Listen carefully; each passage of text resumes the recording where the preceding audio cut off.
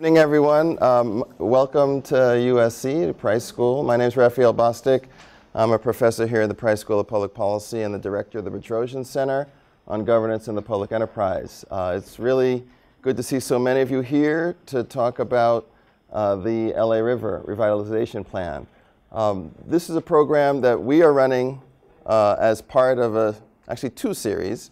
One is through the Price School, and we've had a number of programs already through the course of the year about the LA River Revitalization, and this is part of that. This is also part of the Bedrosian Center's Leading from the West program. We believe that there are very interesting things going on in the West that can set a tone and set an example for others to follow. And we believe that this plan and the challenges and the opportunities it represents are one way to do that.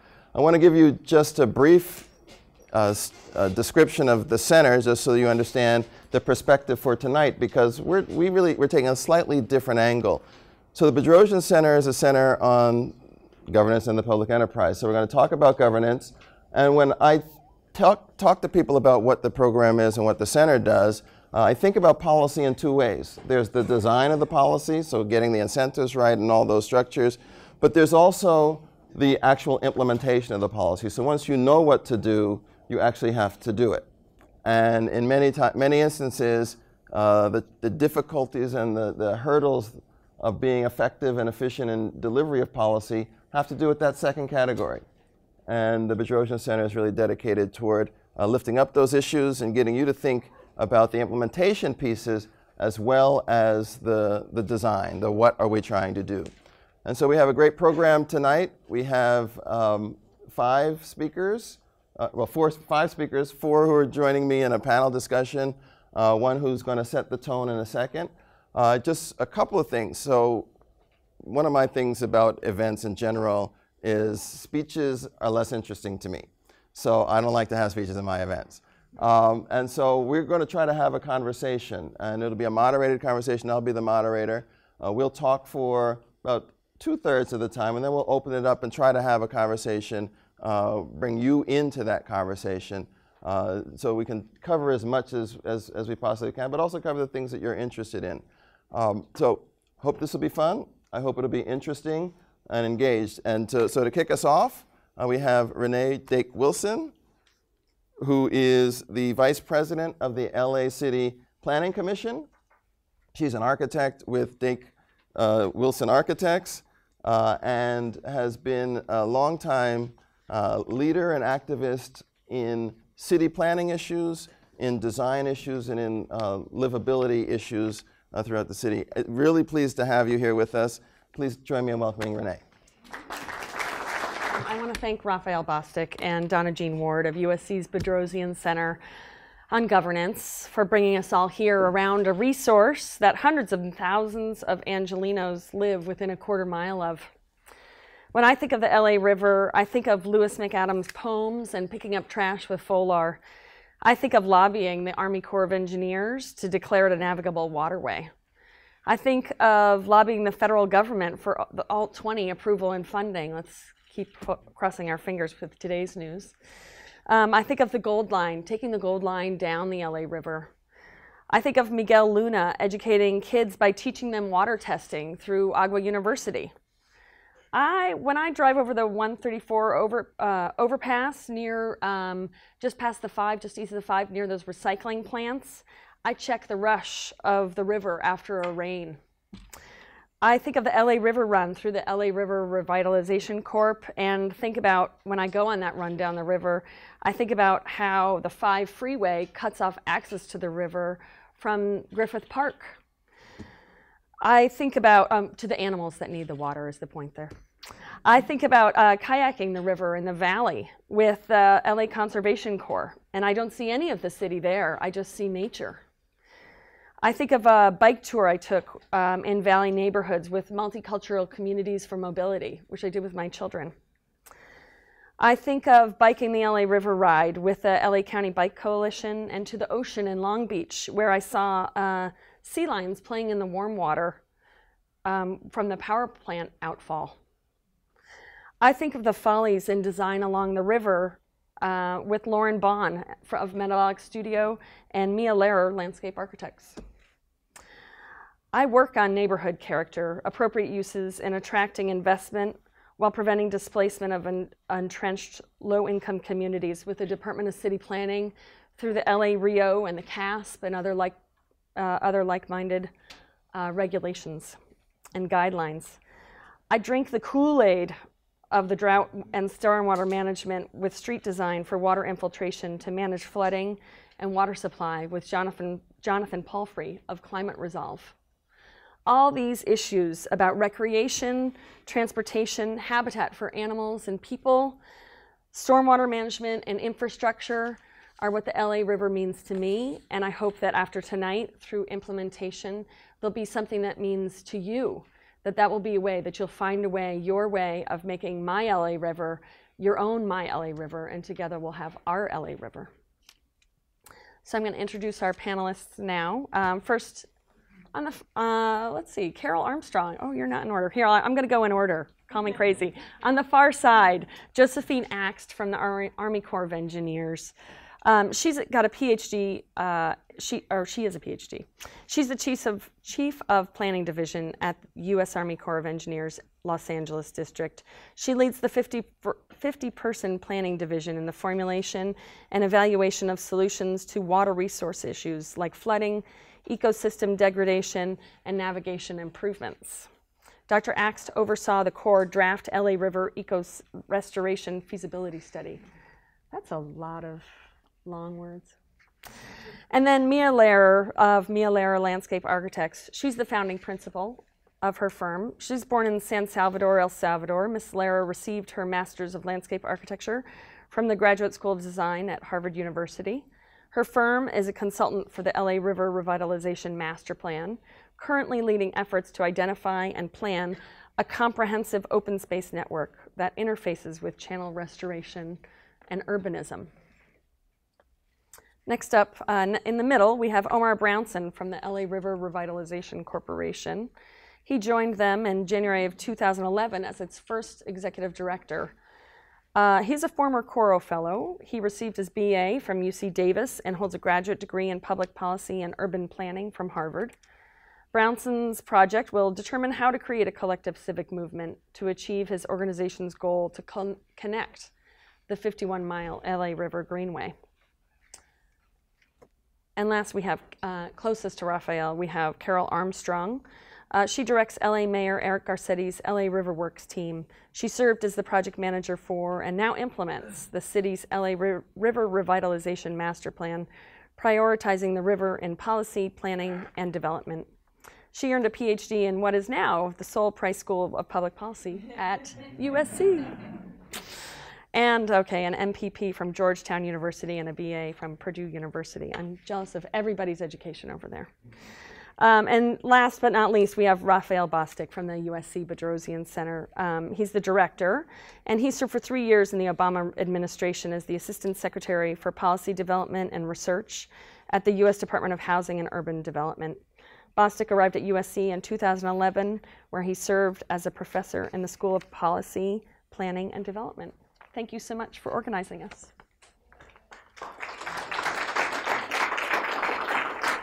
Thank you very much, Renee. I actually got here in 2001, so I'm older than I look. So, so when I started, I had my staff do some research on the LA River Revitalization Plan. And when you go to the city website, you look through all the parties that are involved. It's like 66 organizations at the federal, the state, the local, and the international levels. And so to start the discussion about governance, how did you get to that level? And I'll start with you, Carol, I think. 66 is a big number. Like, what was the process by which you decided that's who we needed to hear from and engage to have this plan really work moving forward? Okay, well, I think 66 is closer to 200 now, at least. So the city was listening to the community. We have to remember that the river revitalization movement started with the community. People who lived along the river for a long time have wanted access to the river. And not just as a flood control channel, but as a natural cultural heritage resource for recreation and just reconnecting communities that were historically divided by the river channelization. And so that took formal form in the city through the ad hoc committee of the city council. And they directed my boss, the city engineer, to develop the LA River Revitalization Master Plan. And our plan covers the first 32 miles of the river, but the river is 51 miles. And all 51 miles are within the county. And I want to point out my river brother in the audience, Kevin Kim from the county, who we work very closely with, as well as the Army Corps of Engineers and so many others. But the idea is when you start to look at how do you revitalize a waterway that is 51 miles and drains an 870 square mile watershed, all of a sudden it snowballs on who needs to be included. And it's really not just about the bunnies and the butterflies and the bees, it's also about all different kinds of organizations: social justice, environmental justice, economic development, community revitalization, artists. And so when we started out the master plan process, we had 18 formal public meetings that thousands of people showed up at. We had 40 smaller meetings, and then we had so many other organizations doing their own kind of meetings, like the Alianza de los Pueblos de Rio formed during the master plan process to make sure that some of the historically the folks that weren't historically engaged were engaged. And I'm sorry, I'm going on and on, but the idea is we came up with a plan that is not perfect, but it had a little bit of a lot of things. And in terms of governance, we knew that the city couldn't do it all. And so it recommended a 3-tiered governance structure that we needed to continue to engage parties outside the city in the long-term implementation. So we recommended a entrepreneurial entity, a philanthropic entity, and a governmental partnership entity. So the governmental one is the LA River Cooperation Committee, which is a partnership with the city, the county, and the Corps of Engineers. And we hope to expand that, include the state. And then the entrepreneurial is my river brother Omar, the LA River Revitalization Corporation. And the philanthropic was intended to be the LA River Foundation. But we found that there's really a richness already out there in the nonprofit community, so that one hasn't taken form just yet. So I want to get back to that one in a second, but okay. I'll turn to Omar next. So you're the entrepreneurial leg of the stool. You 66 organizations, 200 organizations. How are you working with such a large group? I mean, you could conceivably just be in meetings one-to-one all day long every day, right? And I didn't make it to the office yet today, so. Yeah, there you go. I mean, I think that we've had the fortune of a master plan, and so I think Carol said that it's not a perfect plan, but I don't think perfection was what we were looking for. We were looking for progress, and I think that as the LA River is sort of something that it's a baton is carried forward, and so from the River Corporation's perspective as a nonprofit organization, I think part of why we were created is that government alone cannot do all of the work, and so part of what we're trying to do is how do we bring the philanthropic and the private sector into the fold of what we're trying to do, and we kind of see that happening in 3 ways. One is making projects real, and so how do we continue to move projects forward? And we just finished raising funds to build the first cable stay suspension bridge in LA, and hopefully be moving that forward this year with all of our permits, aligning public policy in sort of creative ways. And so, for example, one of the goals in the city's master plan and the county's master plan was to connect the LA River bike path. But in some ways it had been done on a piecemeal basis. And so one of the things that we said, is there a way that we could rebrand this and create some urgency behind it? And so we created the Greenway 2020 campaign. So can we set a broader agenda and goal? And the River Corporation, we didn't say we're going to be the ones that builds it. We're going to see if we can bring the right people and players together. And in fact, was it yesterday? We were in front of a major foundation with the city, the county, and Metro, all saying we want to connect the LA River bike path, and we all are doing this together. And I think that's sort of an example of, again, stitching sort of interests together. And then last year we threw about 40 events, from runs on the river to dinners in the channel to bike-in movie theater events. And I think part of that is just it's keeping it, giving lots of different ways for people to participate.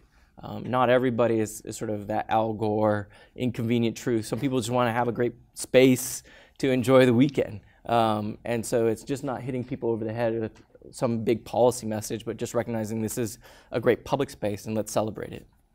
U.S. Corps of Engineers, your organization created the river to be how it is today. Well, we did implement the flood risk management infrastructure that you see out there. She's a government person. That's government language right there. I know, but yeah, it's true. It's government language, but that's what we would say. So in terms of trying to imagine a new river, right? How much did the legacy affect how you engaged and were able to engage with organizations, both at the city level but also at the community level? Yeah, there's a lot of things I'd say. We did implement this project, almost 80 years ago. It took decades to finish, and I think it's a fair statement that the city has developed and looks like how it looks today because the flood protection has been put in place. And so I often get asked, would the Corps of Engineers build what's there now if you were doing it today, if that was the problem you had today? And the question is, or the answer is, of course, no. We have different, it would probably be multi-purpose. We would approach it in a different way. So we are looking at 20th century infrastructure, and there's great interest recently in, retooling it with a 21st century perspective. Getting at your question directly, the Corps has environmental operating principles that we take to heart. It's part of my job and responsibility to ensure that when we go through the National Environmental Policy Act process or the California Environmental Quality Act, I'll try not to speak too much government. And we don't do CEQA per se, but our non-federal sponsors do. I mean, it may surprise you, sometimes the public doesn't agree with our decisions, but our job is to be very clear and transparent about the analysis we did and why decisions were made, and have all the information in front of the public so they can see how we came about to a certain decision. So getting at your question of working with groups, I think that was your question. Am I remembering it right? Let me ask it more plainly. How much did you get yelled at? And how did you incorporate the energy and emotion and translate that into something else? I mean, because people get emotional about the river, right? Renee was very passionate in creating all the images that people have about their river, and I'm trying to think if passion and emotion is in my planning guidance notebook. I don't think it is. So it's going to be hard to answer without using government speak. But the Corps of Engineers has mission areas, and one of them is ecosystem restoration.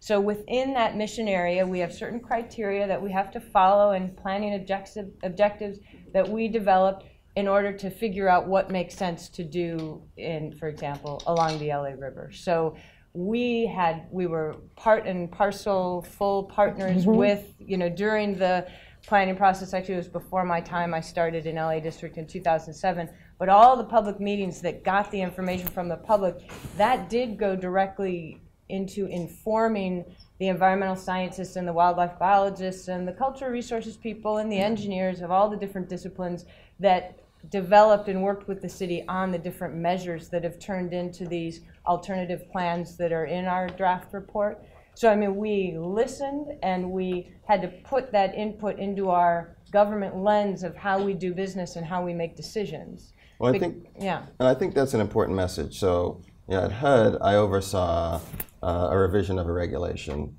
and you put that stuff out to public comment, and you have to answer every comment. And so our reg, we had I think 1,200 comments. Wow. And you actually have to have a response to every single one of them. Yeah, exactly. And that's what our final report is going to have. All those 500 or so comments we got. I interrupted you. I'm sorry. No. But this is I'm a mellow moderator. So if you have to feel you have to speak, you should definitely speak. But I do think it's important to sort of highlight the deliberative process, and that it is serious, and that there isn't, in many instances, there's not a preordained way to go. There really wasn't. This was a disciplined, rigorous process.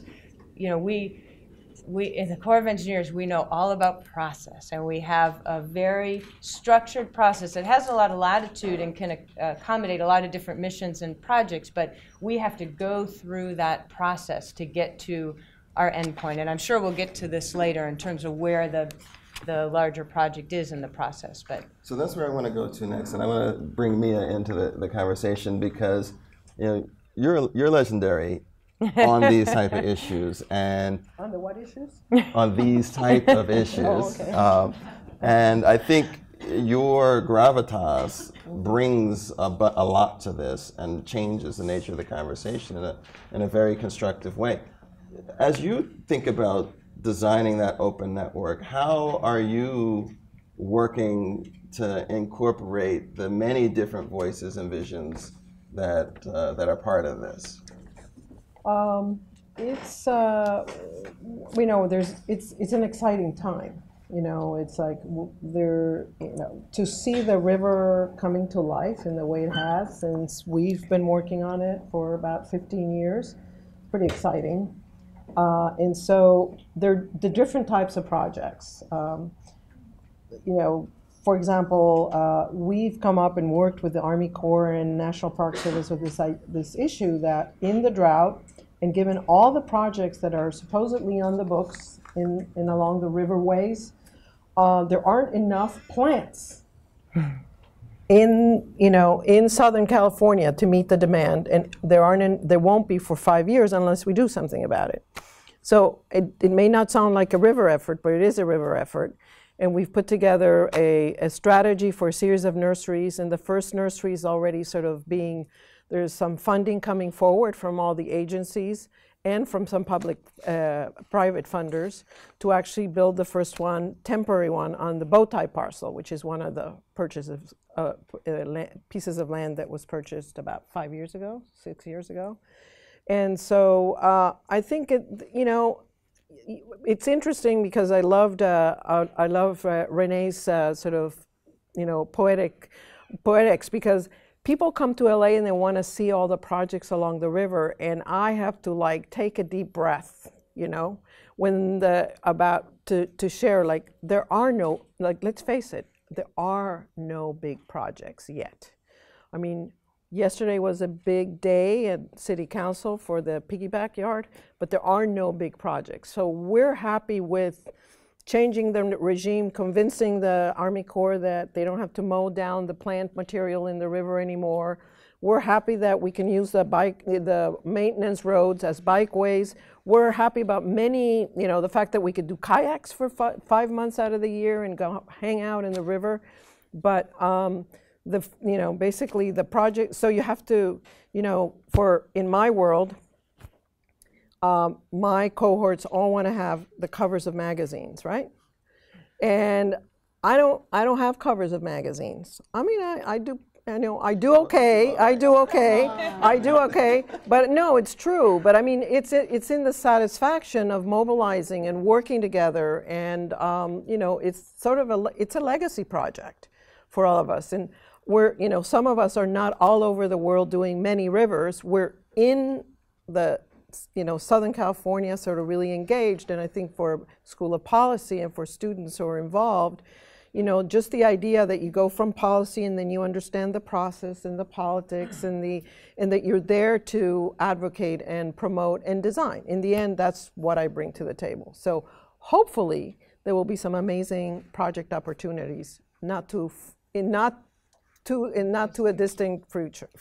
So it's interesting when you say there are no big projects, because I don't think that's how people view the whole effort. I mean, there's been a tremendous amount of energy that's been expended to get to this point. And it's actually interesting. I'm trying to get my No, I head mean, around I it. think maybe no built projects. built No, projects. Yeah, she completed meant like projects. So in the you, ground like, projects. Yeah, so you, for example, you say, when you talk about, as a policymaker about design, you talk about designing a policy, and I talk about designing space and building space. Well, there aren't a lot of projects, big projects that have been built yet. You know, there's pocket parks, there's, you know, a number of parks that are built, but, you know, we're still, all this is preparation for big projects. Everything that's happened since 2007, all the activities, mayor, you know, the city, the you know, federal government, the state, the county. The county as well. The county, all that is in the nonprofits, all the advocates, all that is, they're setting the stage for the movie, and the movie's still got to happen. So it's interesting. You know, when I think about policy and trying to change a regime, you know, sometimes you have almost two strategies. You can go for the home run, or you can get the few singles to try to score a bunch of runs. And it seems like we're doing the single strategy. Do what you can, get things rolling, create momentum that then gets people brought in. Would you agree with that?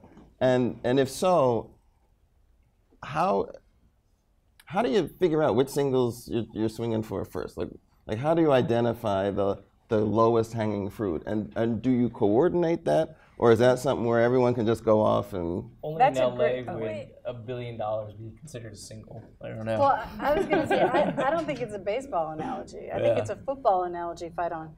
And they say that defenses win championships. They're not sexy, but that means a whole team of people are working together on the same page, reading it the same way, and making progress. And, you know, anticipating what's going to happen and working in lockstep.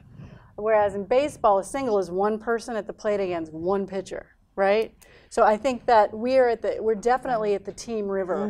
Well, I liked your Right? analogy, and I'll say that I'm thinking there's lots of singles going on, and these three could speak about them much better than I, while simultaneously we're going for the home run, which a lot of folks have identified as the core city, county, larger billion-plus-dollar project. And I was thinking of the Urban Waters Federal Partnership, an entity of, I don't know how many we're up to now, of 11 or so federal agencies, state, stakeholders, nonprofits that meet quarterly, and a few years back identified this larger core city county project as the number one priority. So they have this long list of studies and projects. They're all important, and they were all moving simultaneously, but the number one went to the larger project in recognition that if we could get that built, it would have all this synergy, you know, these synergistic effects with everything that's out there now would benefit from something bigger coming in and would have that connection ability. And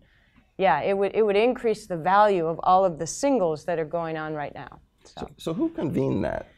So I made up for interrupting you, right? Because I agreed with your analogy. I would say that the America's Great Outdoors initiative through President Obama, the Urban Waters Federal Partnership was a direct offshoot of that. There were 7 watersheds identified throughout the country, and the LA River watershed was one of those first 7. Carol would probably know how many we're up to now, 10 or 14 or something nationwide.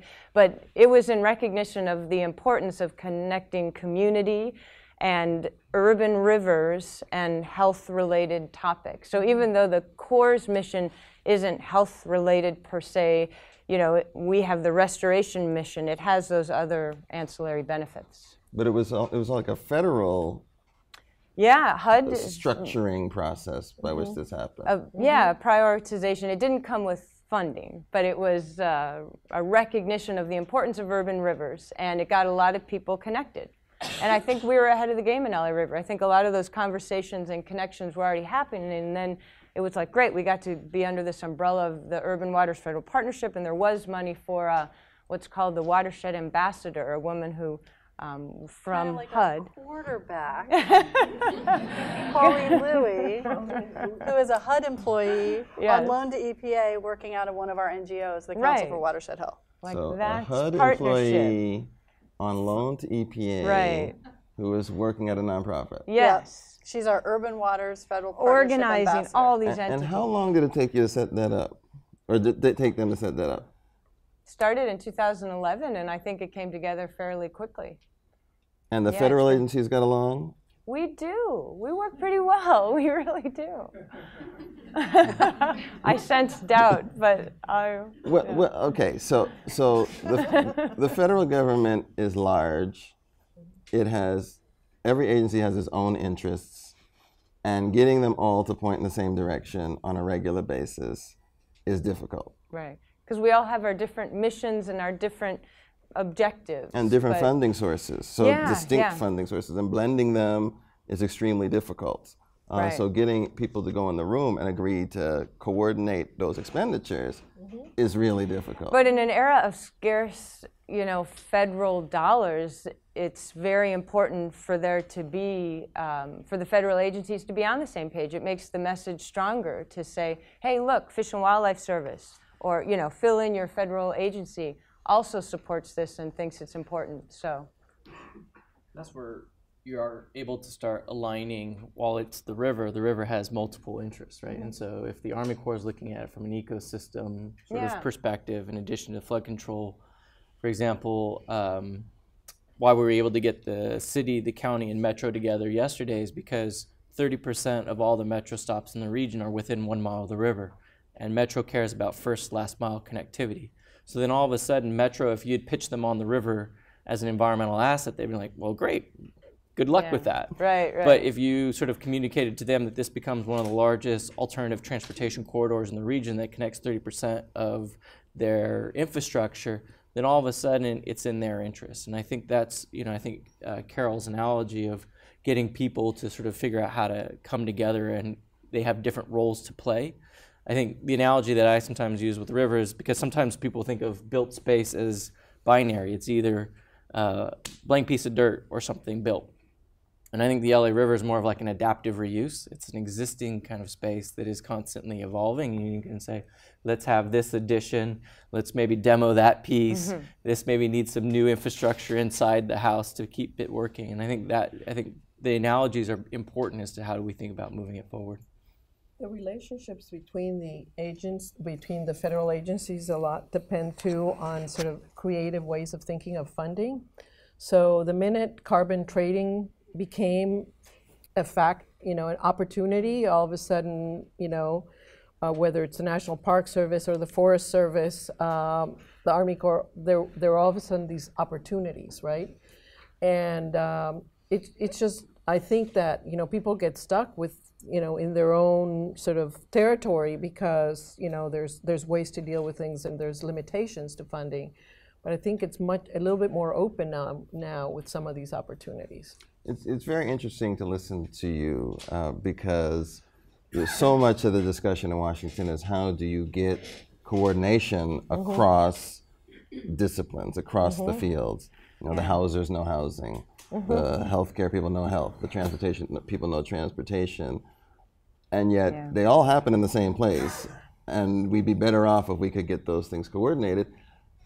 But one of the biggest challenges, and you all have talked about how you've overcome this, is that in each of those spaces, they have their own language.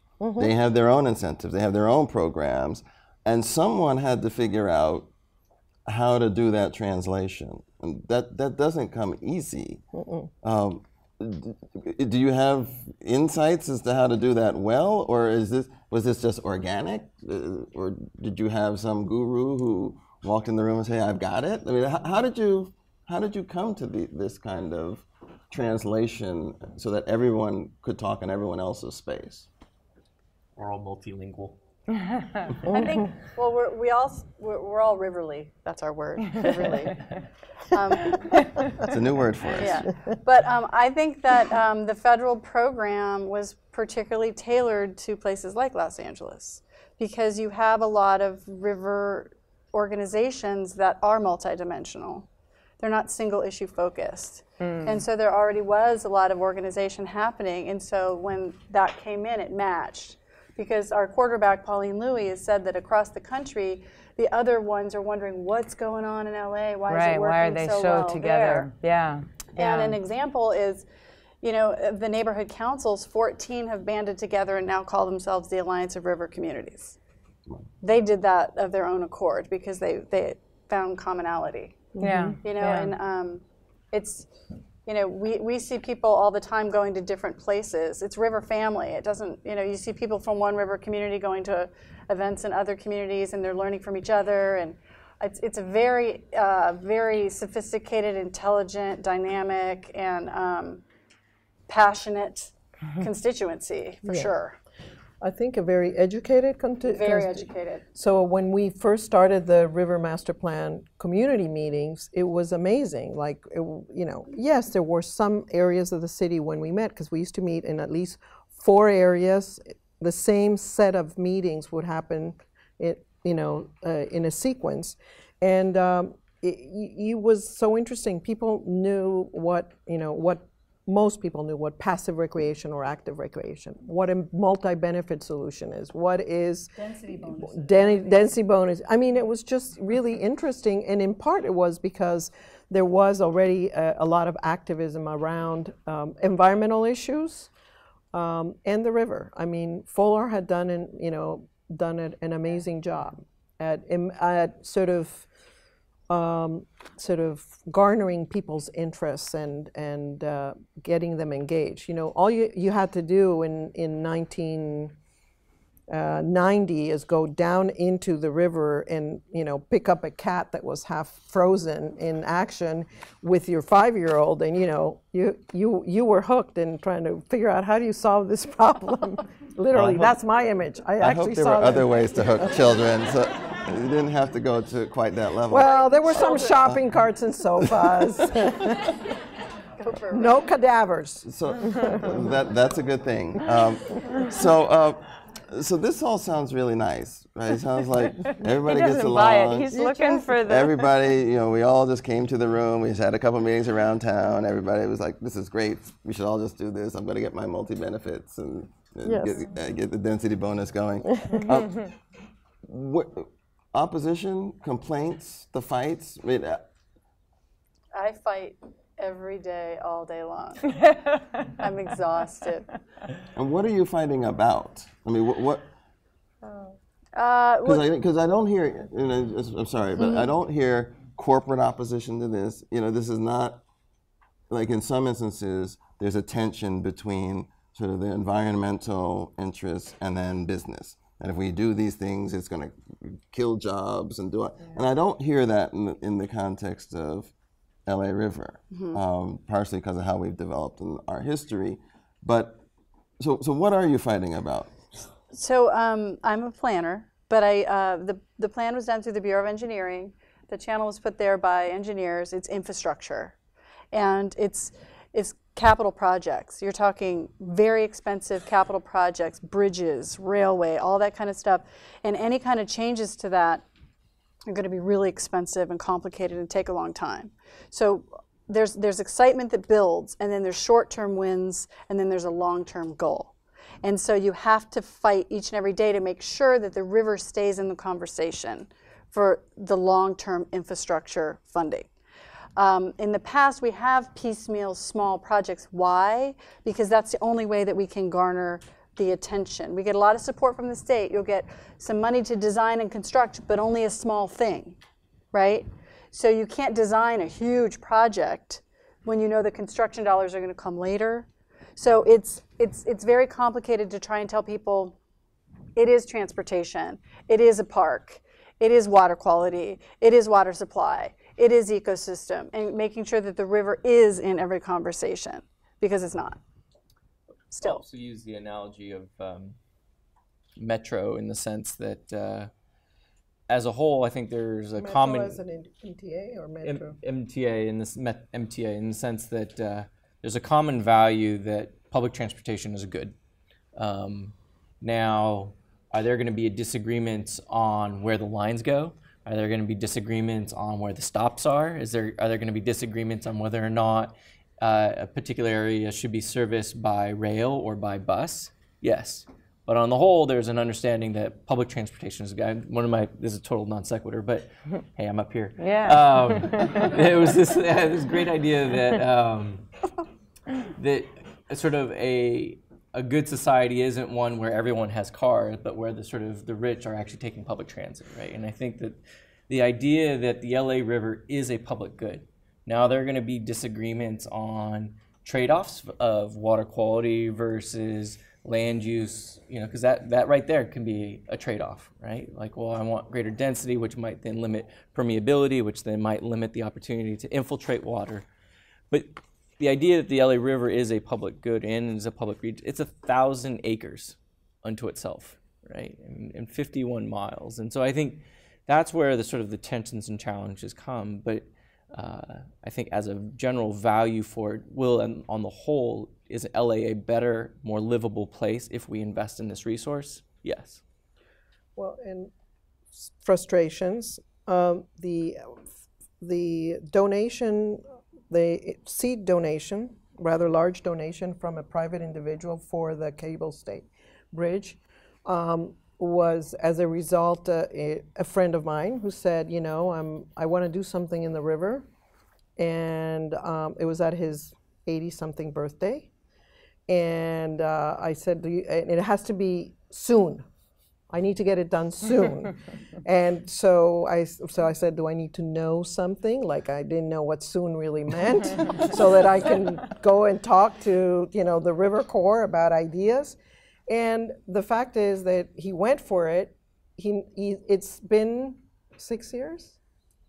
I've only been there for 4, so I'm only going to say 4 It's been, from my perspective. Yeah, from my perspective. No, and it has nothing to do with the River Corps. It has to do with the permit process. Yeah. And they haven't done a bridge in a long time. And this is basically a bridge that's for pedestrians, bicyclists, and equestrians. It's it has a column in the middle. It actually, challenges the way the water moves, and it's just very complicated to get these projects in the ground. So, the same goes for funding that we've had for a bikeway in Studio City that's been, Prop K funding that's been in place for 11 years. Mm-hmm. And Wendy Gruhl was not even a councilwoman at the time. So that's how long ago that was. And only now did we finish the first phase. So these, June 12th, grand opening. Yes. Groundbreaking. Yes. June 12th. June 12th. So what I'm saying is that from an implementation perspective, this is a big city, and you can imagine it's an enormous city. It's the 10th economy in the world. It's enormous. Lots going on. And we're dealing with a federal agency and the county and the city, and things take a long time. And hopefully we can this will be a forum where we beg for a process that's simpler, more straightforward in the future. I wanted to call out Glenn Dake in the audience because he helped design the LA River Veteran Tribute Park. And it will be the first park for veterans, recognizing local veterans along the river in the Sepulveda Basin, which is owned and operated by the Army Corps of Engineers. And this would be on land that's leased to the Department of Recreation and Parks in partnership with the county and maintained by the LA Conservation Corps. But there are these two 97-year-old gentlemen that said, please, please build this park because we don't even buy green bananas anymore. But I'm serious. It hurts when you think about that, and when you think about took me a while to get that. Infrastructure in the life of a child.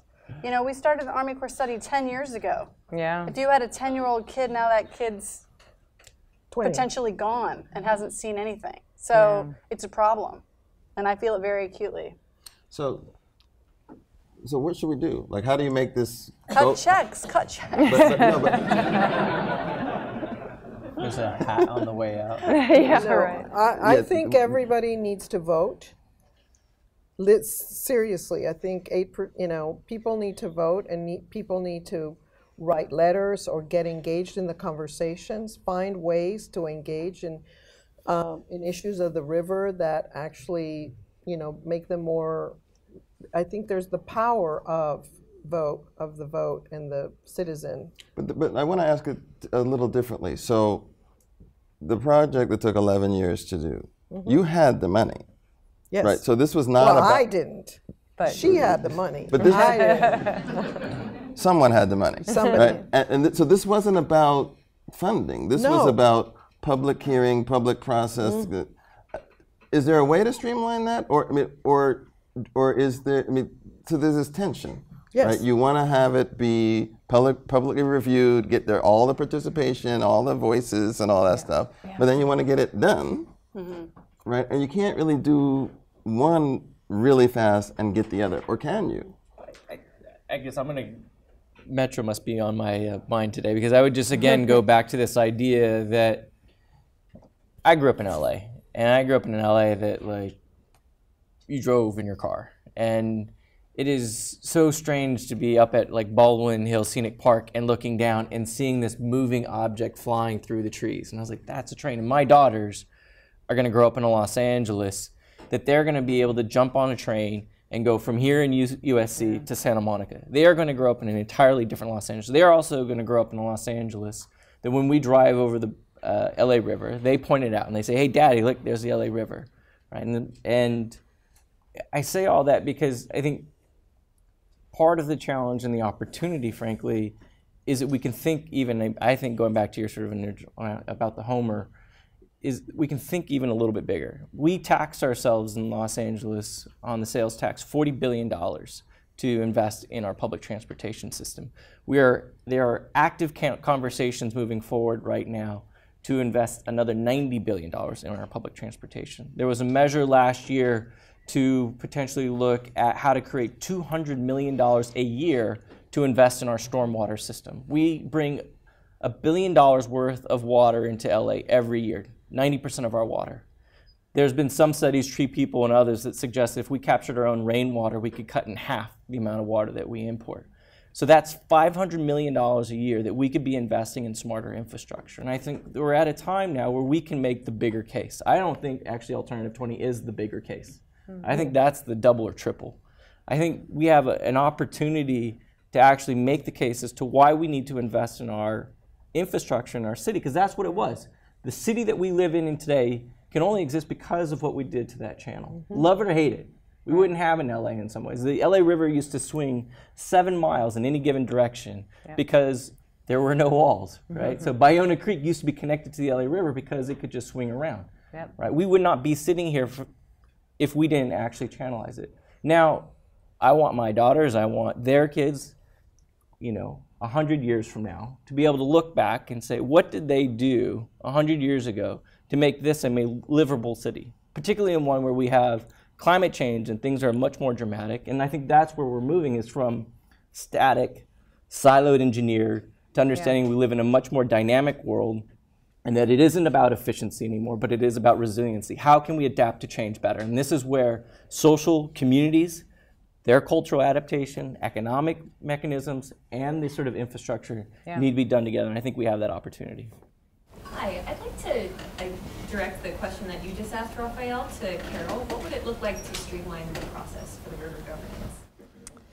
Well, one of the things we've been working on is this River Cooperation Committee, which was supposed to be sort of a JPA.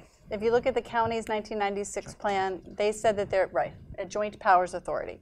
So they said there should be a joint powers authority for the river, and then our master plan, the cities also said that that would work. That would be something to explore. And what does a joint powers authority give you? Like, how does that streamline the process? Well, it depends on which powers that you're sharing. Like, for instance, we would, when we talk about the Greenway 2020, which we got to build in 5 years, most of that happens on LA County flood control easement. So they have to be a party to it, right? And right now, the way it happens is you have an individual agreement each time you do a project. And then the Corps has to permit it, right? So if we had everybody in agreement on what would be allowed and what it would look like and what wouldn't be allowed, and then we could have a streamlined standard all along the entire 51 miles, and then we could make these things happen more quickly. And it would be more legible to the public. And then we would all be able to pool our money and be more efficient. So instead of having 50 different people doing, 80 different projects, you would have it all streamlined. And just to be clear on this, so when you don't have it in a joint powers authority structure, you go to each individual agency and then they do their full process in their timetable with whatever timing they have. So if you miss a round or if you miss a meeting, it could be another 2 months before that comes back around. And those sorts of things that that really cause these processes to extend pretty significantly. That said, JPAs don't happen a lot, right? They're hard, and why is that? I could answer, but I figured we got you here. You should say something. So why are JPAs hard? Well, I think the political will. But maybe you want to ask us, how come we only studied 32 miles? Well, I was building on that, the idea of if there's 15 cities, counties, state, and federal jurisdiction, and a joint powers authorities is basically a public entity is giving up certain of its powers to another entity. And I think, how do you make that case? And what's that scope? Do you go for the whole enchilada? You say, yeah, we're going to try to do something that's going to extend all 51 miles that engages 15 cities, counties, state, and federal jurisdiction. And what would that even get you? Would that even actually streamline what you're trying to get for at the end of the day, right? Because you might go for all of that, but you water down, no pun intended, what you're trying to get accomplished, that it's sort of useless. And so then do you go back and say, well, let's do it smaller? And sort of a perfect example right now is the enhanced infrastructure financing districts that are being evaluated, right? This is something that's going to tie up, the shorthand would be a potential mechanism to replace redevelopment agencies, but with very different worlds. So it's a poor analogy, but it's the best one we've got. And so do you create a district that's basin-wide? Because at the end of the day, you're going to need county money and city monies to make it work. And so whether you're going to make that argument in a 5 square mile area or along the whole 51 miles, in some ways you're going to have the same argument. So. Next question, right here. There's a fair amount of private land that is just a bike path away from the river. And what is the opportunity for people in this plan to, that's land that's cheaper than the public land to purchase to do a lot of interesting projects. And is that something that comes into your thinking? You're looking at me. Okay. Well, I think part of the drama of Alternative 20 that everybody's talking about, the Army Corps study, the project, is that a lot of the land is private. And in particular, there's a 125-acre rail yard that's in that. And that's what's caused the cost to go up considerably. And we had a decision to make. Do we avoid all the private land and come up with a much lesser project? Or do we aim high and go big? And we went big.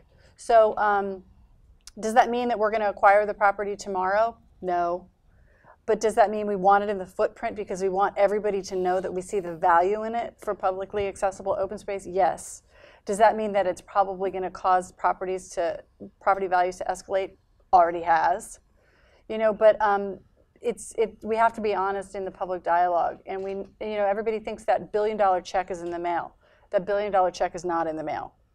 And we also have to remember that property values and things like that go up because people believe in this project. They think it's going to happen.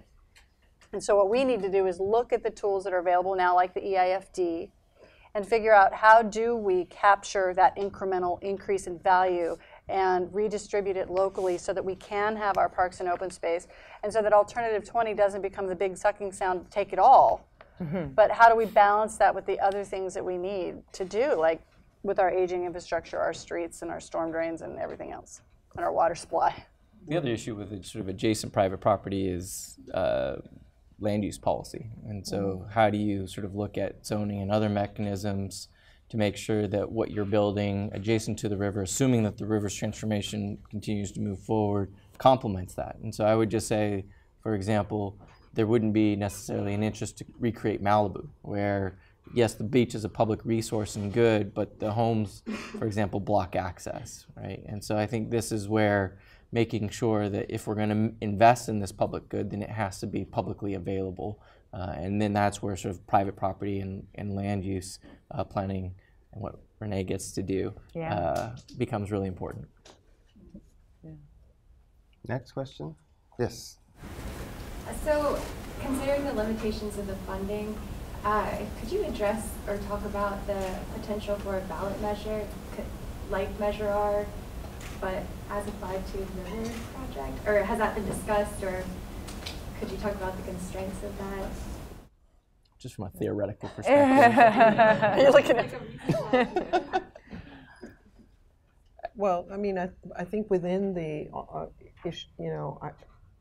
the idea, well, the issues of drought and water sort of distribution and management, there is, an opportunity there to try to address, the river as one of the mechanisms to actually be able to attenuate and hold water and, infiltrate into the aquifer. Do all the things we need to do in order to deal with conservation and other issues at the same time, and water management. So there is probably a way. I mean, there are already, isn't Prop 1, doesn't Prop 1 have? The water bond? Yeah. Yeah, the water bond, which was about $6.7 billion. Yeah. Had about $120 million in there for the river. I remember actually seeing some polling 2 years ago that was for a parks measure. So, but what was fascinating was they started, the pollsters were using different language as to why people would want to invest in parks.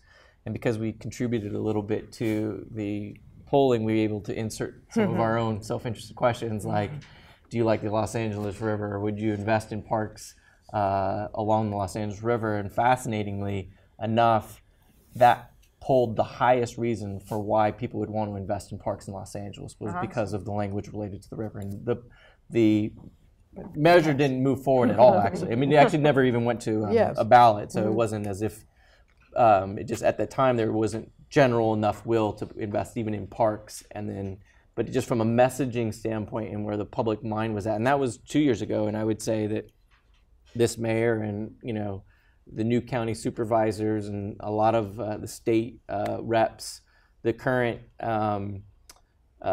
president of the Senate, his district is included the LA River, and that's where the State Historic Park is, and they just are investing $20 million. And this is what's funny about LA is, right, we invested $25 million just in the improvements. I don't even know how much they spent on the acquisition alone, and that's a small project in LA. I mean, just to give a sense of scale, the High Line in New York, which everybody sort of is excited about, is 1.5 miles, and it was $150 million. And so, I mean, we could easily point to $150 million worth of projects along the LA River. And so I think we have a scale challenge in LA. But I do want to point out the state of California spent $100 million to create the 2 state parks near the river. There's Rio de Los Angeles State Park and LA State Historic Park. Both are not connected to the river. Both would be connected to the river through the Army Corps study. So it's leveraging a previous state investment and multiplying that. And to answer the question, I don't think that a river bank funded through a river bond would be an unrealistic thing to do. If you look at places around the country and how they have funded their projects, that is what they have done. And when we look at the projects that have been built along the river, they have come from previous bonds. A lot of state park bonds, state water bonds, things like that. So it's not beyond the realm of possibility to do something like that. But we also have to be more creative. And we've looked at cities around the world and why their waterfront revitalization efforts thrive. And it's because it's always uppermost in their mind, again, not just as an environmental project, but as, the heart of their civic everything. It's where their artistic, cultural places are. It's where, they recognize already that it's part of how you maintain a healthy lifestyle. And so, in particular, in Europe, in similar climates, Mediterranean-type climate cities, they always leverage transportation funding. So it's often tied to tunneling of roadways, a rail project, or something like that. And we haven't done that. We have the 5 freeway going right down next to the river. We let any transportation project cross it, but we never leverage any of that money to help us revitalize the river. And that's what we have to do, because if you talk about transportation projects, even in the valley, the cut through and all those things, they talk in the order of 10, 15, 20, $30 billion. Nobody blinks. You talk about revitalizing the Los Angeles River and you say 1.4 and people are like, "Whoa, 1.4 billion, oh my God, it's too much." It's not too much. It's what it costs. So on the positive note, in the master plan for Union Station, and the MTA did purchase the property in the last couple of years. When we first started working on the master plan, the river was like over there. Nobody wanted to even draw it because Piper Tech was between us and the river, and that's where all the storage facilities for all the files for the city of Los Angeles are. And of course, you couldn't possibly. They need to be by the river. They need to be right by the river. But by the time we got through the conversation in the master plan, and if you look at some of the drawings of the project, you see all of a sudden towers and a river coming into the property, and Piper Tech has gone bye-bye. So it's starting to percolate. People are starting to understand and in part because also Carol does a really good job with some of her peers and some of the agencies, constantly rattling people's fight and realization that the river's there. Question in the back, yes. Can someone speak to what kind of provisions are being made for some of the low-income communities through which the river runs, especially low-income renters? That's another. It's another me question. It is. Go to it.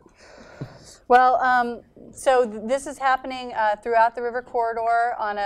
In every neighborhood is experiencing this kind of thing.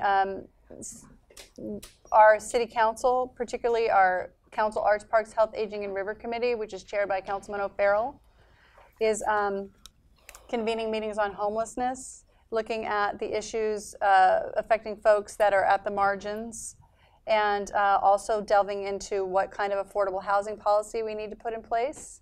Just today, there was an announcement that the mayor, through Metro, they're requiring 35% affordable housing on any property owned by Metro and developed by Metro.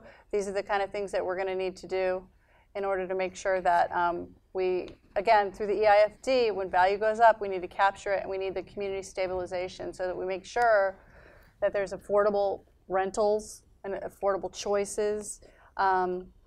And again, it's all, a lot of this activity is happening because of the idea of the $1 billion, not the actual $1 billion.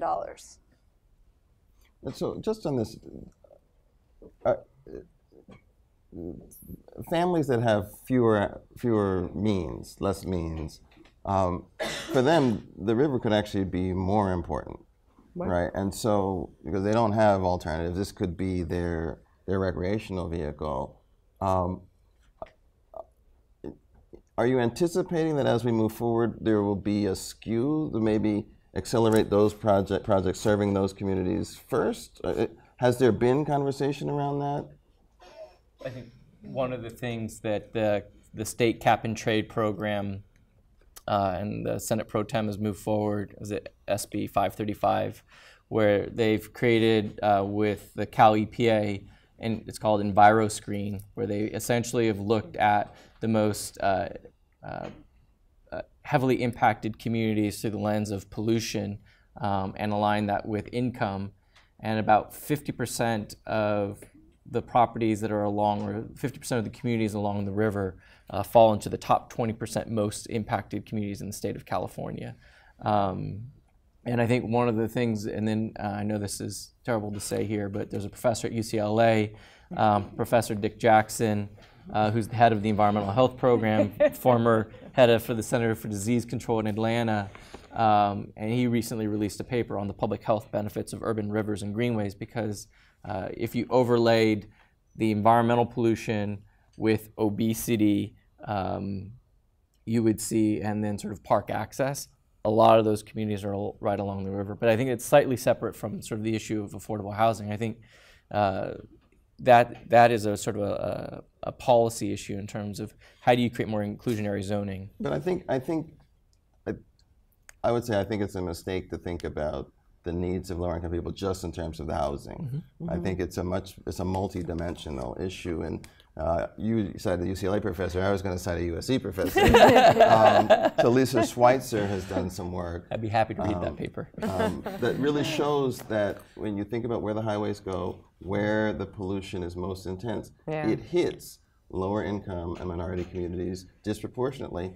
And if you think about where our freeways go in the Southland, they go along rivers, right? San Gabriel River, the LA River, they become sort of the conduits by which this transportation happens. So I think I mean, it all fits together, and it'll be important that as we make more progress, hit these doubles and triples and even a couple home runs, that the lower income communities that have borne the brunt of our investments to date get the benefits of our investment moving forward. Next question, yes. I have 2 quick questions.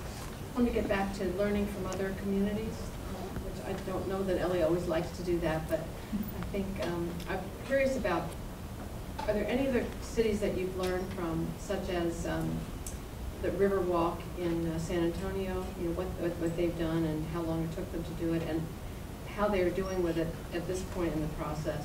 And also learning anything from being in Washington, D.C. and looking at the Potomac, or Philadelphia and looking at the Schuylkill, or you know, some of these really older cities, and what that kind of vitality has brought in 2 cities that are pretty picturesque. That's question number 1. And question number 2 is, with Olmsted's visit to Los Angeles a very long time ago, and with Bill Delbecq's book, you know, Eden by Design, I was curious if there's any inspiration from any of that that could help us in the LA River.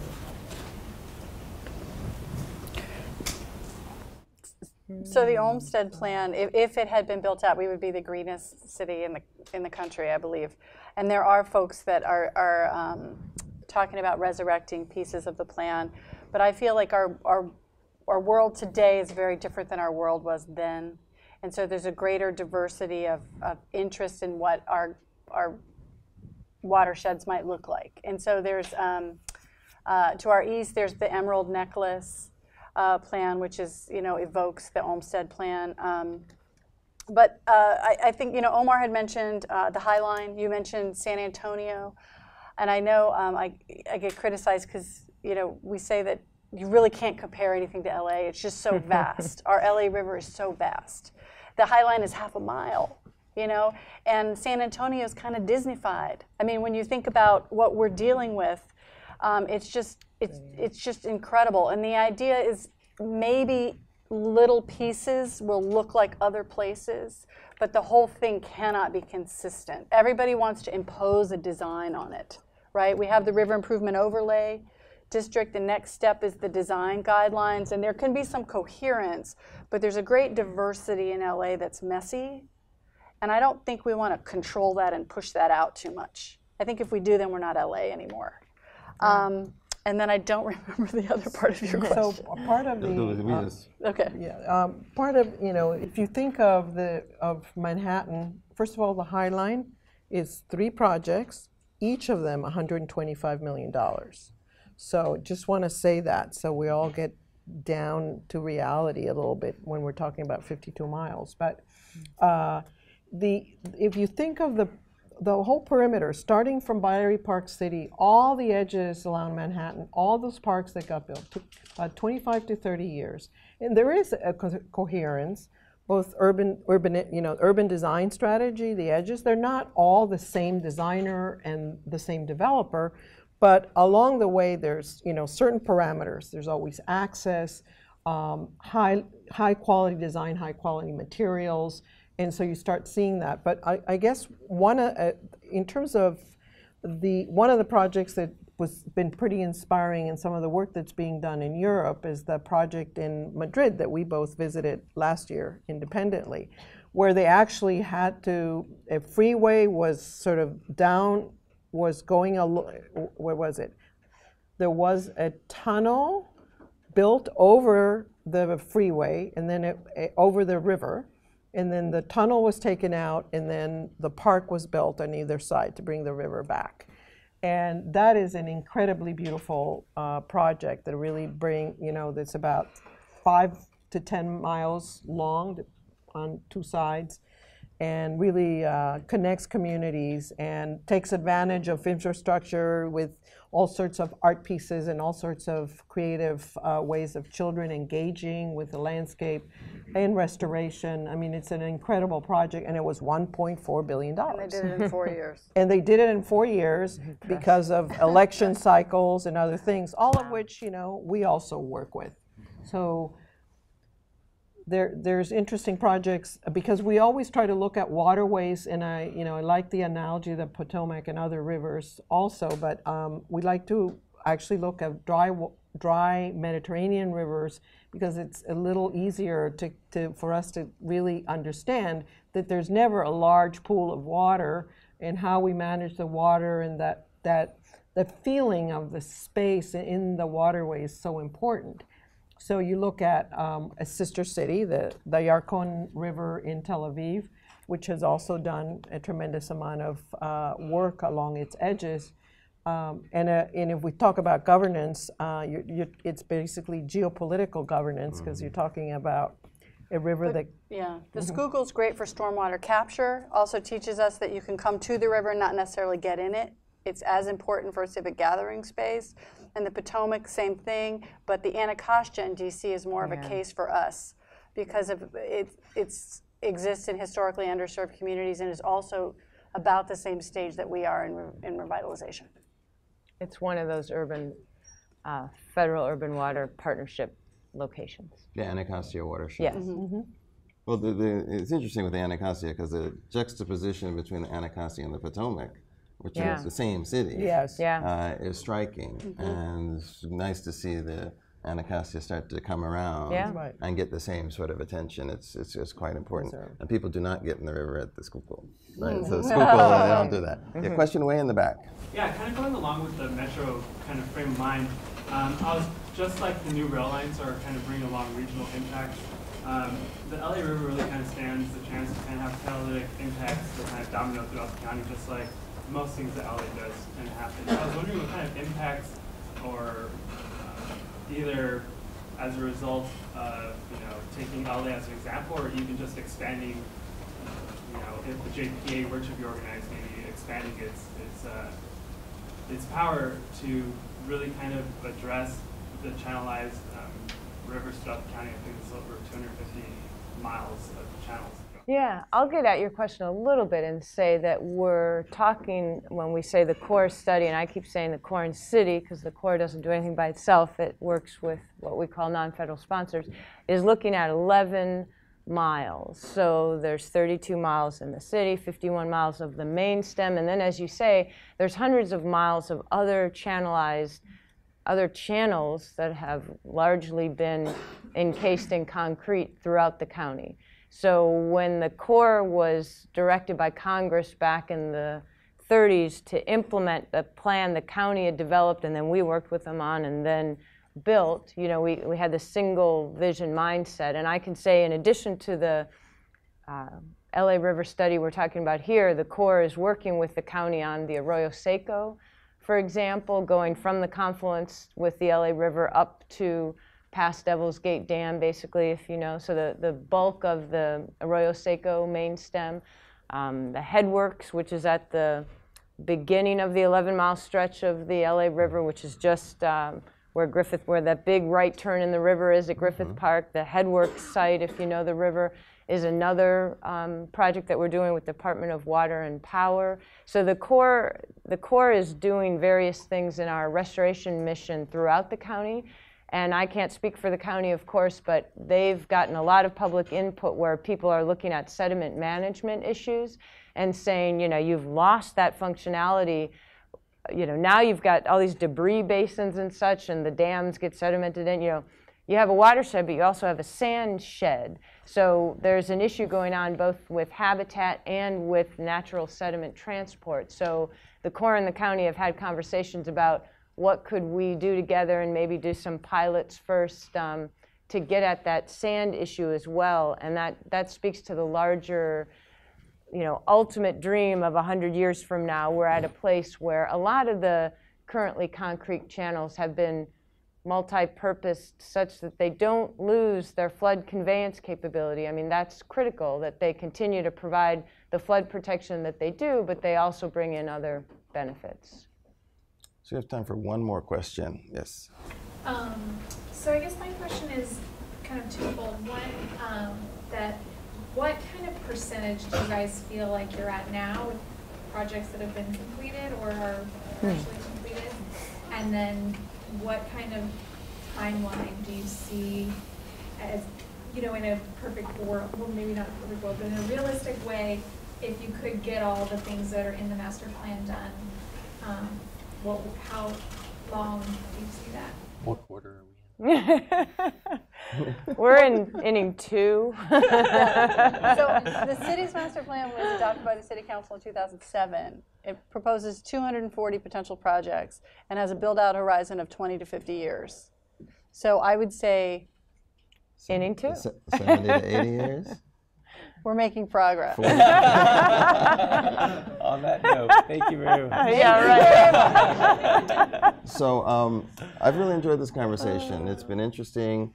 I've learned some things, and hopefully you have as well. As I said, this was about governance. This is about actually getting it done. And as Carol said many times, the check isn't written, right? There's still a lot of work to be done in implementing this plan and getting it to a place to where the communities can benefit from it, to where we all can bike and have access to it, and to where we all can look at the LA River and say, that's a river, that's our river. Yeah. And I remember when I first came to LA, the very first time I came here, I saw the river, and I didn't know it was the river, because it just didn't have that river character and quality that I was used to from the East Coast. So it's very exciting to see all the effort and to see all the work. Carol Armstrong, Omar Brownson, Mia Lehrer, Josephine R, thank you very much, and thank you all for coming.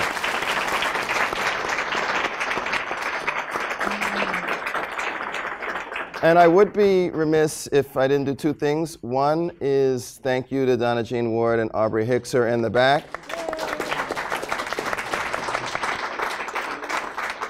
They're my staff members, and they really run the show. I just show up and talk a little bit. And then the second thing, please do sign up for Bedrosian Center listservs for our web things, and so that you hear about our events, because we do a lot of these things in a wide range of issues, and hopefully you found this interesting. We want to continue to be interesting for you. So have a great night, and thanks for coming.